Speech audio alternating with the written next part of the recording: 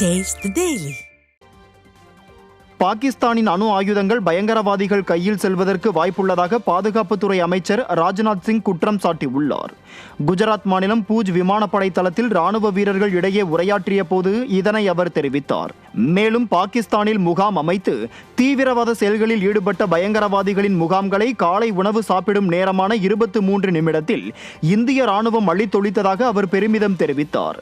எல்லை கோட்டிற்குள் நுழைந்து தாக்குதல் நடத்தியவர்களுக்கு ஆபரேஷன் சிந்தூர் மூலம் பேரழிவை ஏற்படுத்தி உள்ளோம் என்பதை உலகத்திற்கும் பயங்கரவாதிகளுக்கும் இந்தியா புரிய வைத்திருப்பதாக அவர் கூறினார். மசூத் அசார் என்ற தீவிரவாதிக்கும் பயங்கரவாதிகளுக்கும் 14 கோடி ரூபாய் அளவுக்கு பாகிஸ்தான் நிதி வழங்கியுள்ளதாக கூறிய பாதுகாப்புத்துறை அமைச்சர் ஆபரேஷன் சிந்தூர் நடவடிக்கை இன்னும் முடியவில்லை என்றும் தெரிவித்தார். தீய சக்தி திமுக ஆட்சியில் ஒவ்வொரு ஆண்டும் 10 மற்றும் 12ஆம் வகுப்பு தேர்வுகளில் வட மாவட்டங்கள் பின்தங்கியிருப்பது வெட்ட வெளிச்சமாகியுள்ளது.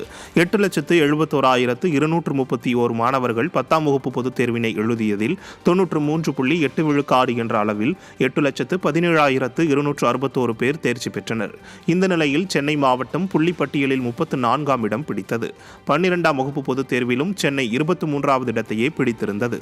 மேலும் திமுக ஆட்சியில் தொடர்ந்து பெரும்பாலான வட மாவட்டங்களும் தேர்ச்சி விகிதத்தில் பின்தங்கியுள்ளது.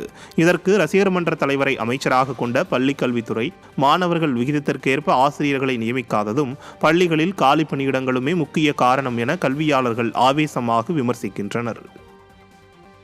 காஞ்சிபுரம் வரதராஜர் கோவில் உற்சவத்தில் வடகலை மற்றும் தென்கலை ஆகிய இரு பிரிவுகளை சேர்ந்தவர்களிடையே மோதல் ஏற்பட்டதால் சுவாமி பல்லாக்கை ரோட்டின் நடுவே நிறுத்தி வைத்து இரு தரப்பினரும் வாக்குவாதத்தில் ஈடுபட்டனர். காஞ்சிபுரம் வரதராஜர் கோவில் பிரம்மோற்சவ விழா வெகு விமரிசையாக நடைபெற்று வருகிறது. இந்த நிலையில் வரதராஜ பெருமாள் நகரின் முக்கிய வீதிகளில் உலா வந்தபோது திவ்ய பிரபந்தம் பாடுவது தொடர்பாக வடகலை தென்கலை பிரிவினரிடையே வாக்குவாதம் ஏற்பட்டது. சுவாமி உற்சவத்தில் ஸ்தோத்திரம் பாடுவதில் மோதல் ஏற்பட்டதால் சுவாமி பல்லாக்கை ரோட்டின் நடுவே நிறுத்தி வைத்து இரு தரப்பினரும் வாக்குவாதத்தில் ஈடுபட்டனர். இந்நிலையில் அப்பகுதிக்கு வந்த போலீசார் இரு தரப்பினரையும் சமாதானம் செய்ததை அடுத்து சுவாமி பல்லாக்கு மீண்டும் புறப்பட்டது.